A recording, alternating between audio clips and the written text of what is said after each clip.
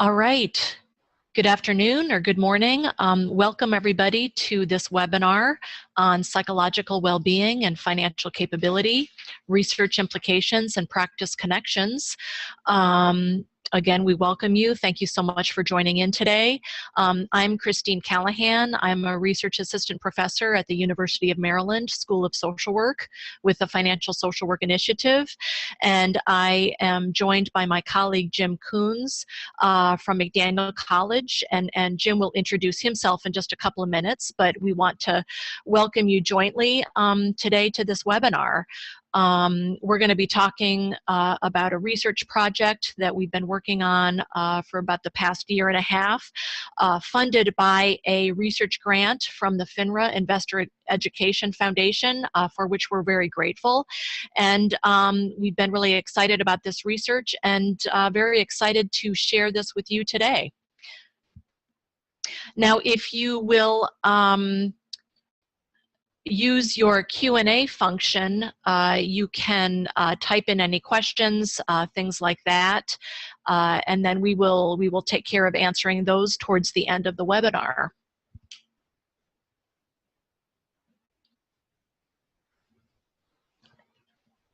All right, and I am just going to advance to the next slide here. Just bear with us with some technical questions here.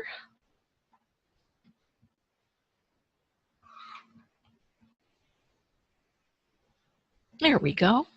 All right. So our learning objectives for today's webinar, we're going to be identifying elements of financial and psychosocial well-being. We're going to be learning about how research, specifically this research, can inform practice, both social work practice within social work counseling, but also within the financial services areas as well. We're going to be talking about how to incorporate financial social work into one's clinical practice if you're a social worker, but we're also going to be talking about how to integrate clients' well-being, overall well-being, into financial services practice, if that is your area of expertise. And then finally, we're going to be learning how to collaborate across discipline and service area for really seamless continuity of care, all for clients' and families' well-being. As I said before, I'm with the University of Maryland School of Social Work, our Financial Social Work Initiative. And for those of you who might be a little unfamiliar with the term of financial social work, I'm just going to talk a little bit about this. This is a growing area of social work and social work practice that encompasses both macro and clinical practice. It's considered new and emerging area within social work, but it actually goes back to the beginning of our social work profession. If you'll remember Hull House and how our early social workers were working with people, often with immigrants, you know, people who needed assistance with acclimating to the United States, you know, learning how to budget, manage household expenses, finances, and so forth.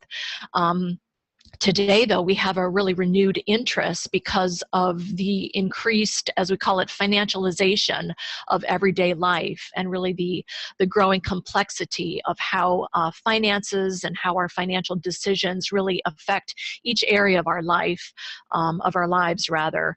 And also as we look to addressing rising income and asset inequality, including in race and gender, and how we can address those in terms of policies and legislation.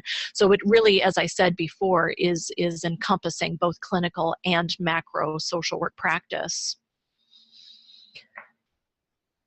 Our idea here is to help individuals and families manage household finances, also to protect against income volatility, which has gotten more pronounced, of course, since the Great Recession of 2008. We are interested in investing in education and human capital within this work and how those affect overall well-being. Financial social work is also concerned with preparation for income security after retirement, but also income stability, during one's present life and work and so forth. We are concerned with accessing, how to access, and ensuring access to beneficial financial products and services. And finally, to improve social policies that are really aimed at numbers 1 through 5 here. Historically, within the social work profession, numbers 5 and 6 here have been a part of our field, but really numbers 1 through 4 here are really emerging in terms of our practice and our focus, especially, with ensuring greater financial stability for all individuals, families, and communities, and so forth. Our focus here overall is on financial capability, and we're going to be talking about the meaning of that term with respect to this research in just a moment. According to our good friend and colleague, Dr. Margaret Sheridan, financial capability combines a person's ability to act with their opportunity to act. So it's greater, it's more than just financial education. Important as that is, we have to make sure that people, individuals, families, communities have that access to financial products and services that allow them to act in their best financial interest and in how they are making their financial decisions for themselves and for their families. Overall, this leads to improved financial well-being and life chances. Moving on from social workers to those who are working as financial coaches, financial planners, financial educators, all professionals working within the financial services realm. This research and what we're going to be talking about today, we recognize that financial and psychological realities impact people's well-being. And this seems like a given, but again, we just can't underscore enough how critically important this is. We appreciate that overlap and intersection of financial and psychological stressors, and we recognize that these have become even more pronounced over time and that they're influencing each other and that we need to be cognizant of these things. There's also an increased familiarity with different types of stressors, within the financial and the psychological realms, so that our practice across discipline, within discipline, can really be strengthened and expanded, and that services to our clients can be maximized. And I'm going to turn it over to Jim. And I also wanted to welcome everyone to the webinar, and also just to remind you that if you have any questions as we go along, you can always use the Q&A function on your computer, or you could and send it, and we'll either answer it on the fly or we'll try to answer questions at the end. So, all right, so Christine, I think, laid out reasons why both social workers and financial service professionals might be interested in knowing whether there was a connection between psychological or psychosocial well-being and financial capability. But the research, of course, that we are doing actually asks whether that is indeed the case. So the questions, the focus of our research for this project were to examine the relationship between psychological well-being and financial capability, and in particular, answer these 2 questions: whether those with overall higher life satisfaction exhibit greater financial capability, and whether those who experience fewer stressful life events exhibit greater financial capability.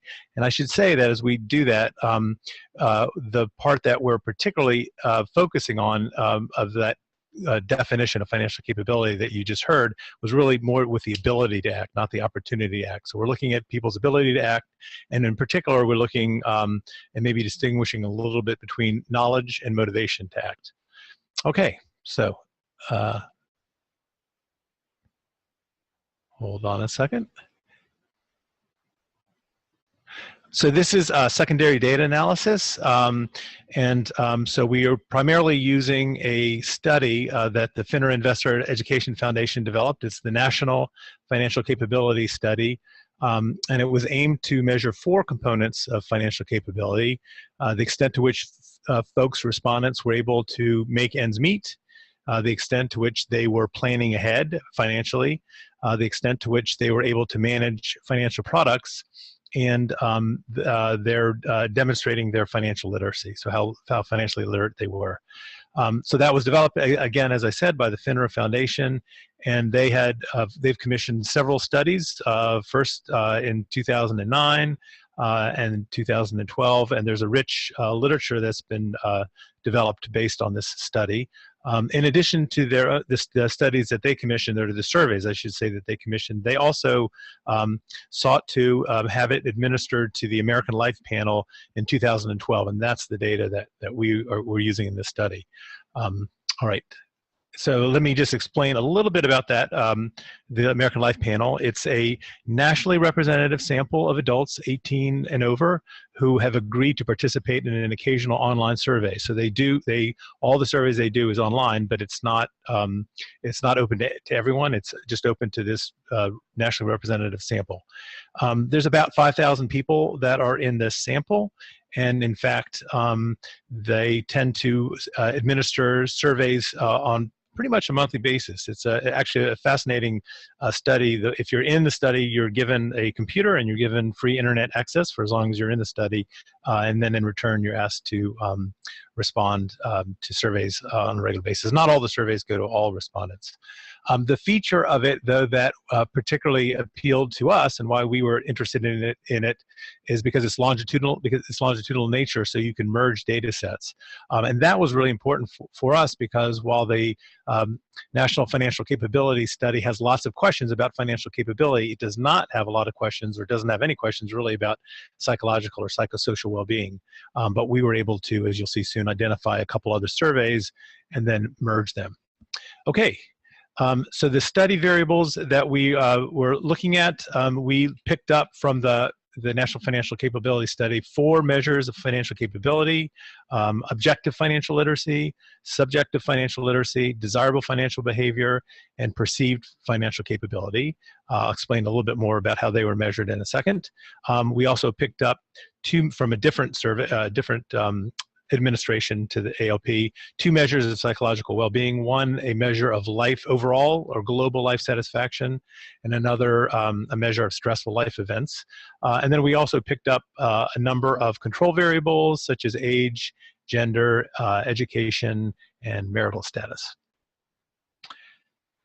So just to give you a sense of the administration, as I mentioned, the Financial Capabilities Survey was administered in 2012, actually in November, December 2012. ALP just refers to the American Life Panel, so it was survey number 284. A few months prior to that, though, another survey was administered to the panel in May and July of 2012. And that contained the psychosocial measures of life satisfaction and stressful life events that we were interested in. So basically what we did was we got both of those 2 data sets, and we were able to merge them. And so then we had one data set that had both sets of measures that we could use for our analysis. Okay, so the financial capability measures, as I said, there were 4 of them. The first one was objective financial literacy, a kind of a standard measure of financial literacy. It's 5 questions that are asked having to do with interest, inflation, mortgages, bonds, and stocks. And so that yields an outcome measure that ranges from 0 to 5, depending on how many each respondent got right. So that was one. There was also a question that asks really about subjective financial literacy, and it's a Likert scale. So how would you assess your overall financial knowledge? And the answers can range from 1 for very low to 7 for very high. Another outcome that we looked at was desirable financial behaviors. So respondents were asked whether they had engaged in a number of different financial behaviors, 20 in total, and so we knew whether or not they had or not, and so that yielded an outcome measure that ranged from 0 to 20, depending on how many of the financial behaviors that they had demonstrated. And then finally, a measure of perceived financial capability. So this is another Likert scale ranging from 1 to 7, strongly disagree to strongly disagree with the statement, I'm good at dealing with day-to-day financial matters, such as checking accounts, credit and debit cards, and tracking expenses. So all 4 of those measures have been used quite extensively in literature that's used the National Financial Capability Survey, and we use them as well. For the psychological well-being measures, as I said, we were looking at life satisfaction and stressful life events. So for the life satisfaction, we use the Diener scale. It's also it's a Likert scale, actually, a 5-item scale that yields a score of 5 to 35. And following the literature, we combined that. So we grouped respondents who scored higher than 25, and in the literature that reflects satisfaction with life. Those who scored less than 25 did not reflect satisfaction with life. And for stressful life events as well, there were 17 stressful life events, and this is that schedule of stressful life events that's also pretty common in the literature. We separated out those who had experienced stressful events from those who had not. All right, so in terms of our descriptive statistics, and so first of all, when we merged the data sets, we ended up with about 1,450 respondents who were in both data sets and who had answered all the questions. So we had measures for all our outcomes. I should point out that I mentioned that the ALP is 5,000 panelists. The National Financial Capability Survey, though, was only administered to about 2,000 of those. So that's why our N is about 1,400. In terms of means, so just as a reminder, objective financial literacy could be a score of 0 to 5, and so the mean in our sample was 3.6. Subjective financial literacy ranged from 1 to 7. Our mean was 5.17. A perceived financial capability, again, would be 1 to 7, and our mean was 5.69. And the respondents averaged about 7.9 out of the 20 desirable financial behaviors. For the financial psychological well-being variables, those that are satisfied with life, about 51%, so about half the sample was, half the sample wasn't, and about 17% of the sample had not experienced any stressful events. Just for this webinar, we don't have the descriptive statistics for the rest of our variables, our control variables, but we could certainly make them available to folks that might be interested. All right, so we did 2 things. We first just did a t-test, just looking to see whether there was any differences between those 2 groups on our 4 outcomes, and then we did some OLS regressions. So let me go over the t-test first. So the first one, again, a sample of about 1,400, and we were looking at differences on our 4 measures, those not satisfied with life and those satisfied with life. For all 4 cases, folks that were satisfied with life scored higher. So they scored higher on objective financial literacy, subjective, perceived financial capability, and desirable financial behaviors. You can see, just for example, those that were satisfied with life had 9 financial behaviors versus those who were not satisfied, only about 6.7. All those differences, as you can see, based on the t-tests, were statistically significant at the 0.001 level. So that's life satisfaction. The next is stressful life events, and same pattern. All those who had not experienced any stressful life events scored higher on all 4 measures of financial capability measures. So again, just as an example, in terms of perceived financial capability, those who had not experienced stressful life events averaged 5.8 on, remember this is a scale of 1.7, for 1 to 7, sorry. Those who had experienced stressful life events, 5.67. Those also, 2 of those, I'm sorry, the first 2 of those were significant at the 0.05 level. The perceived financial capability, the difference I pointed out, was not statistically significant, but the difference on desirable financial behaviors was significant at the 0.001 level.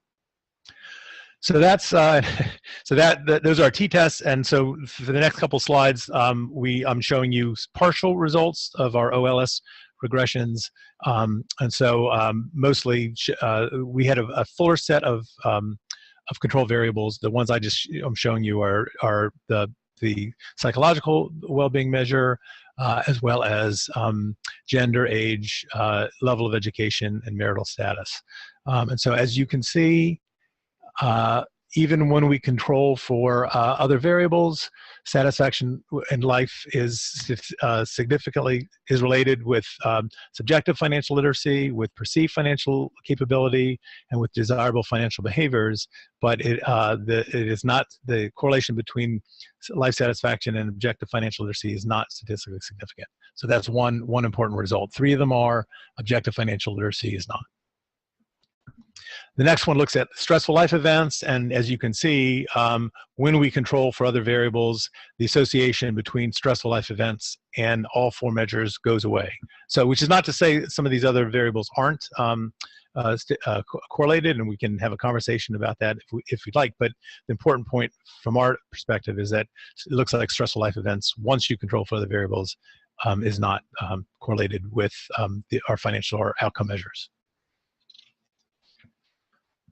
All right, so to just summarize those last set of findings and kind of put them into perspective with our study. So definitely those who are satisfied with life score higher on all measures of financial capability, but after we control for socio-demographic variables, the differences persist for 3 of them: subjective financial literacy, perceived financial capability, and desirable financial behaviors. It doesn't there isn't a significance with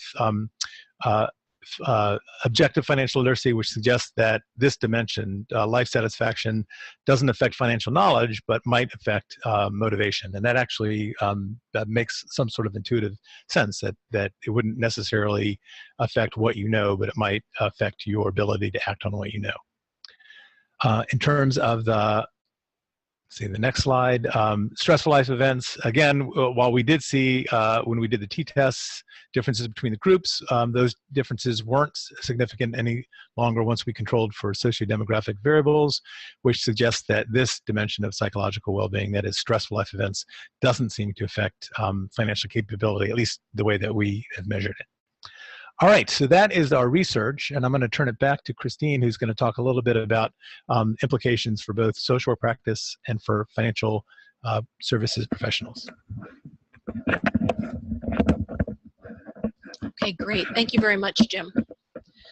So in terms of what this research means for, first for social workers, and like we said, we're going to be talking about those in the financial services arena as well, and then also how we can partner together for clients' overall well-being.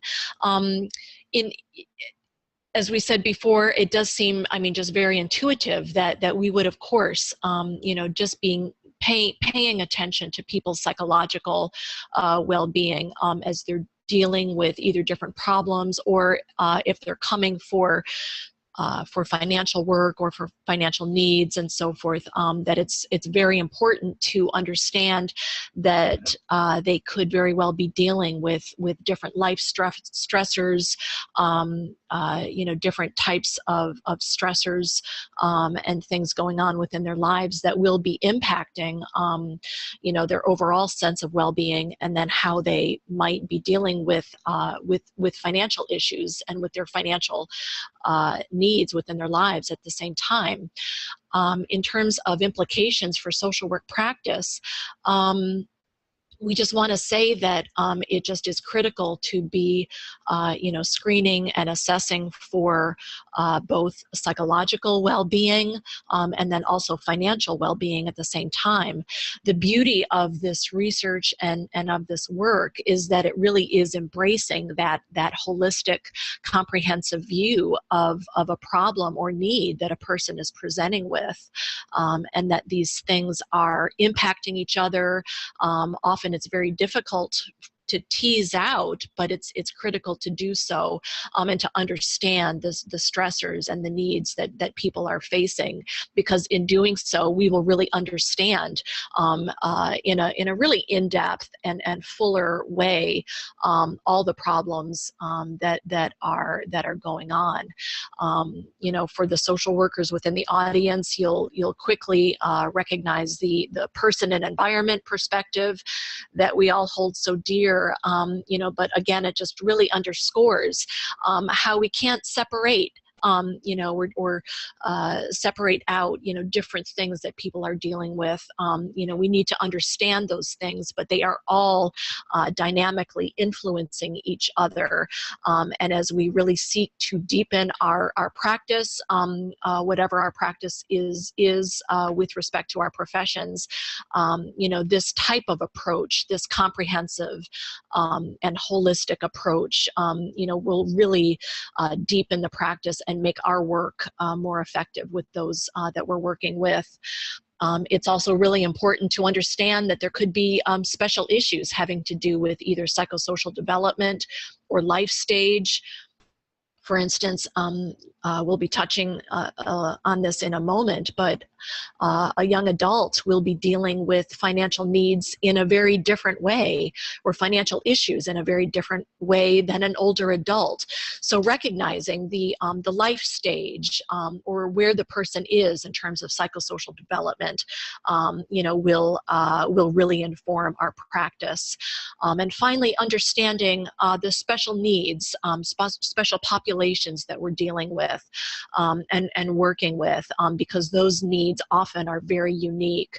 Those might be special things or unique needs occurring, say, with military service members and their families, with veterans, with foster youth, with those who are dealing with, say, intimate partner violence or domestic violence, and understanding, just what money, what finances, what financial decisions mean, to those folks, and how that will, be really kind of tailored and tied to the stressors that those folks are dealing with, and so. Exploring, understanding these psychological stressors and needs will really, inform the financial will inform the psychosocial, and again, as I said, they're occurring in a dynamic that we need to understand in a deeper way. In terms of, theoretical approaches, typically that social workers use as we are providing counseling to individuals and families, here is just a listing of some of the counseling techniques that we employ in our work, and my purpose for here in delineating them is to show how financial issues or financial well-being really play a critical part in each of these techniques and approaches. For instance, when we look at strengths-based work, and we are working with individuals, working with them on articulating the strengths that they are bringing, say, to a given problem or stressor that they are experiencing. Understanding where money plays a role in this, looking at people's backgrounds and their values and attitudes in how they were raised, say, with respect to money, who handled the money within their households, within their families as they were growing up. Looking at the strengths that they bring to a current situation, and how psychological strengths and then also financial strengths weave in together. That's one example. Another example is crisis intervention. When we are dealing with people who may be facing, a crisis of some sort. It could be a medical crisis. It could be a relationship type of crisis. But we can we look at the dynamics, the psychological or the psychosocial dynamics. But we can see how finances can also weave in there as well. It could be a sudden loss of income, say due to a sudden illness or injury. It could be a person who is dealing with a domestic violence type of situation and is finding himself or herself without resources or without support. And really recognizing that the financial piece, the money piece, and that resource piece is going to be so critical in how that person copes helps with a sudden crisis. Looking at some of the rest of these types of approaches or theory bases, you know, again, it kind of goes back to looking at our backgrounds and as we kind of make decisions with respect to our money and with our resources, you know, what is driving that? What is really going on psychologically in terms of how we are making decisions or managing our finances and resources and money? And so the supportive and expressive and psychodynamic types of approaches, you know, really weave into that really nicely as well. You know, because you know, money is very personal to us. You know, we have often very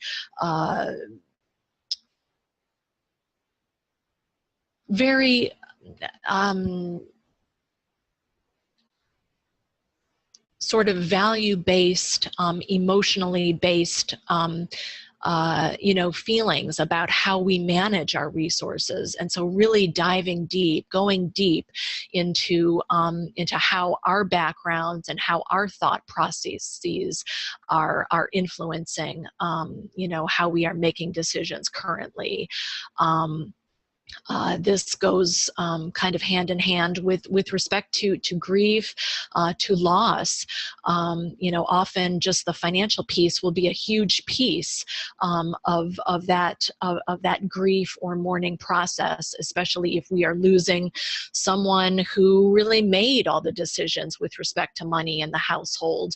You know, if a person is not, you know, has not really been the one to manage money in the household, and all of a sudden is in a situation where he or she does have to make decisions and to learn how to do things with respect to money management, you know, that's gonna just be a huge piece, you know, with folks who are dealing with grief and with loss, and resource linkage. Again, it can't be underscored enough in terms of you know, just connecting with different resources, with sound financial products and services, you know, having access, being able to, you know, have the know-how and acting on that know-how or that you know, behavioral or educational piece in order to make decisions and work on financial goals that are most important to us. And Jim's touched a little bit on just the motivation piece, and this ties in with motivational interviewing and that whole counseling technique, and really looking at why we're making decisions, you know, the ambivalence that we might feel about decisions, you know, really the totality of what's driving how we're making financial decisions and how we're managing our money. These sorts of interventions, again, just really dovetail in with these theoretical approaches and counseling techniques. We've touched a little bit about strengths-based. Again, you know, this is a very client-driven approach where people are making, working on financial goals or working on goals that they have, and really moving forward in a very purposeful way where they are really driving the action, and either the social worker or the therapist or the financial coach or financial educator is really serving as more of an encouragement or encouraging type of person, and the individual himself or herself is really driving the action. You know, we see family systems interventions, and you know, we're going to be touching on this again in a moment, but you know, money and resources, finances, financial decisions within couples, within families, again, just a huge issue and a growing issue, and a growing uh, type of work within counseling and other types of services within the financial arena, where you're looking at, what happens when couples disagree about how to manage money, where to spend money, how to say save, whether or not to save, if it's even possible to save. What do you do if there is just a lot of disagreement and tension over how to approach these sorts of issues? We've talked a little bit about crisis intervention, and how to how to recognize that financial and psychological or psychosocial stressors can be driving and really contributing to a crisis. Again, motivational interviewing, grief and loss, advocating, and the role of advocacy for our clients, for our families, especially if families or individuals are vulnerable or marginalized and facing facing other issues, whether it be poverty, income inequality, really difficulty in making ends meet on a very low salary, multiple obligations and responsibilities, and so forth. So in terms of the counseling piece, we know from research that financial stress can cause feelings of low self-worth, can contribute towards growing anxiety, depression, shame, and even hopelessness. And oftentimes these are things that people might feel very reticent about expressing or seeking help on. If people have gotten into trouble with credit or with debt, or if there are other stressors going on that are really contributing and exacerbating these serious financial issues, it can be very, very hard and difficult to talk about and to share. But it's really incumbent upon us as professionals to open the door and to give people permission to talk about this. In a moment, we're going to be talking about ways that we can really elicit information from people in our work, and how we can make it okay to talk about and really approach our work in a very non-judgmental way, and encouraging people to talk about what they're facing. Often it might be the first time that they're talking about this in their lives, and so we play a very special and helpful role in this regard, and just really the sense of hopelessness that people might feel if they're dealing with, say, just outstanding debt, student loan debt, and feeling like there are no solutions or no way out, and the hopelessness that can be engendered when that might occur. Financial stress, as we've said, can be just a major factor in divorce, in acrimony, family tension and fighting, certainly contributing to, to difficulties with job loss, with program or school dropout, especially if there are a number of different stressors occurring at the same time. And depending on your role, a client or a family might need further assistance or be referred to a counselor or therapist to address other mental health or emotional issues that could be occurring simultaneously. In terms of the impact and the implications for those professionals in the financial services realms, it's just really critical to explore issues around people's overall sense of subjective well-being, and how they are doing in their lives, and what is their perception of needs and overall well-being. Again, we recognize that psychosocial needs are and can be apparent and very present, especially in vulnerable or marginalized populations where they are dealing or may historically have been dealing with some very, very serious issues or issues related to injustice or or discrimination, prejudice, and so forth. But there are other types of vulnerable populations as well, and we've touched a little bit on these, and I'm sure that you are seeing these in your practice.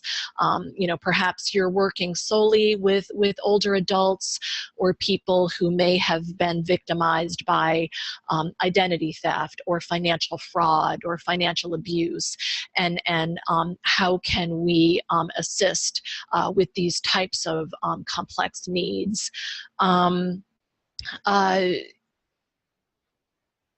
We also are talking about, and in a moment we'll be touching on this as well, utilizing different surveys or even brief screening tools or instruments or questions that we can utilize with all of the clients and families that we're seeing as a way to really understand, ask about, and to inquire and to understand the financial strain and stress that they might be dealing with. And I think part of the research, part of what we've learned here is to recognize the importance that we want to understand this in all of our clients. People might not be dealing with financial strain. They might be, not dealing with this at all and are on very stable footing. But, just asking a few simple questions to make sure that we have these bases covered, just really is so critical in our view. In terms of examples of screening questions that you can incorporate into your practice, whether you're a social worker or a therapist or a financial planner or educator. These are a couple of questions from the Consumer Financial Protection Bureau, their financial well-being scale. And these are just some very, useful and, targeted questions, where we can understand more of what people might be dealing with. These are just 6 simple questions here, answered on a Likert scale. I could handle, how well does this statement describe you or your situation? And then on a scale of not at all to completely, I could handle a major unexpected expense. I am securing my financial future. Because of my money situation, I feel like I will never have the things I want in life, and that's reverse coded, actually. Next question, I can enjoy life because of the way I'm managing my money. I am just getting by financially. And finally, I am concerned that the money I have or will save won't last.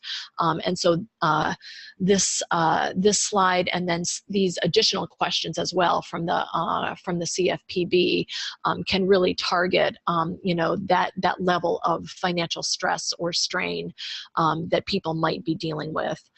So here, how often does this statement apply to you? And then on a always to a never scale, giving a gift for a wedding, birthday, or other occasion would put a strain on my finances for the month. I have money left over at the end of the month. I'm behind with my finances. Or finally, my finances control my life. So again, just an excellent scale to use in our work. Here are some other possibilities. These 3 questions are from the financial stress domain of an instrument that's called the Profile for Adaptation to Life Medical that I used previously in my work as an oncology social worker within a hospital setting. And again, these are good, solid questions. Have you had money for unexpected expenses? Have you had enough money to pay your bills? And have you been free from worry about debts? And these also are answered on a Likert scale. here, the last bullet here, this was something that I heard recently from a financial planner who is also a fabulous trainer, and she just reminded her audience that financial goals are life goals. You know, what we are working on, what we are envisioning and dreaming about in terms of our financial goals, whether it's home ownership, or whether it's getting out of debt or saving more, you know, having that rainy day or that sunny day fund for things that are most important to us, saving for our kids' education. You know, these sorts of goals, these are life goals, and these are things that you know, that we are thinking about, we're dreaming about, and the financial piece, again, just really contributes and towards the life piece. You know, I just thought that was just a very wise and cogent statement, and just again as a really solid reminder of how just the financial and the psychological are weaving together, and how it's you know, we think of both when we're dreaming of our overall well-being, and what we're dreaming of in terms of a better life for ourselves and for our kids.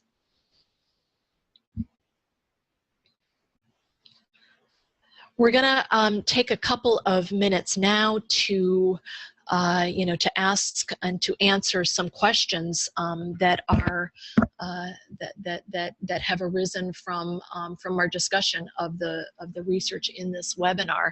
So again, please feel free, just start typing in to the Q&A function there on your computers or laptops, and we will answer these questions.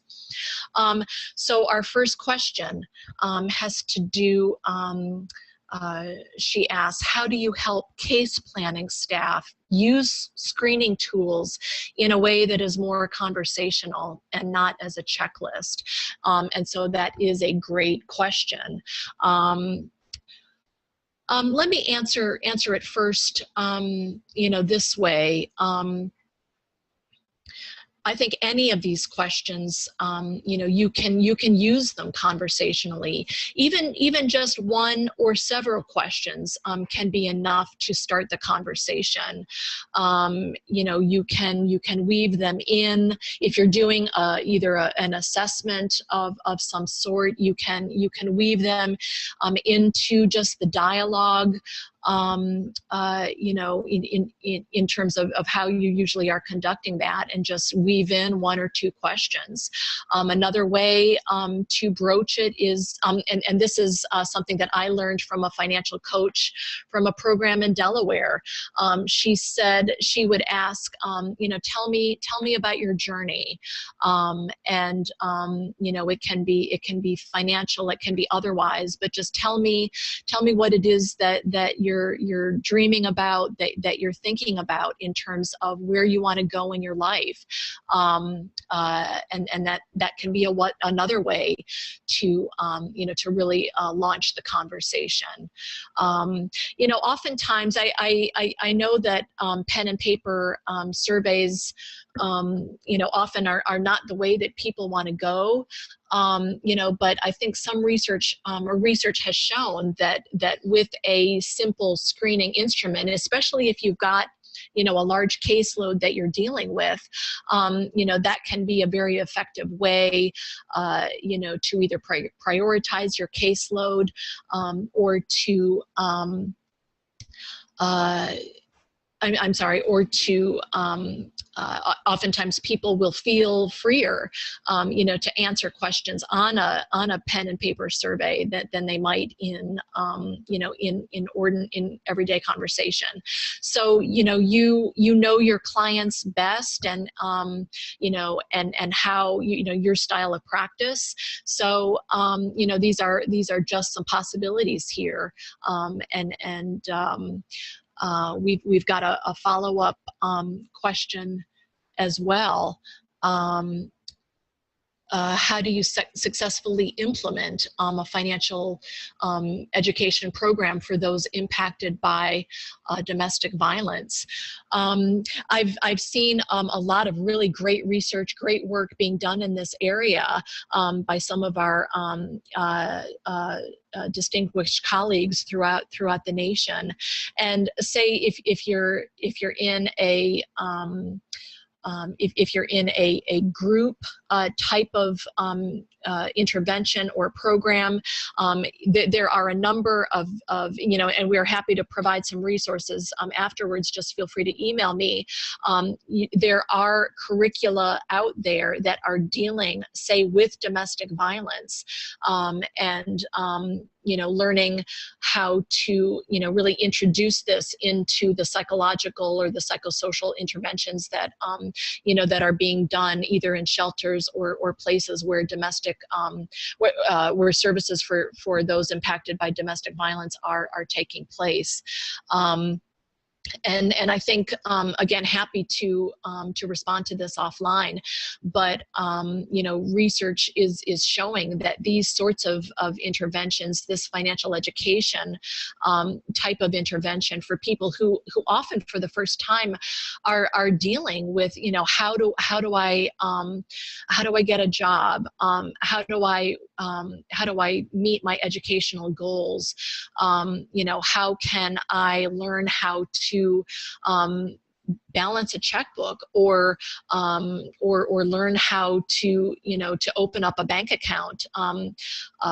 They are providing education and services in these areas as well. And so just a lot of really great examples. Any other questions? We've got just a couple more minutes. I think these are the ways that you can contact us. These are our email addresses. Again, we give our thanks and gratitude to the FINRA Investor Education Foundation for supporting this research, and we look forward to continued work on both within our discipline and then across discipline, ways to really unite our work in an even more effective way in terms of recognizing financial and psychological realities and how these are really impacting each other. If there are no more questions, then that concludes our webinar, and we thank you very much for joining us today. And please, let's continue to stay in touch, and we look forward to more contact with you all. Again, thank you so much.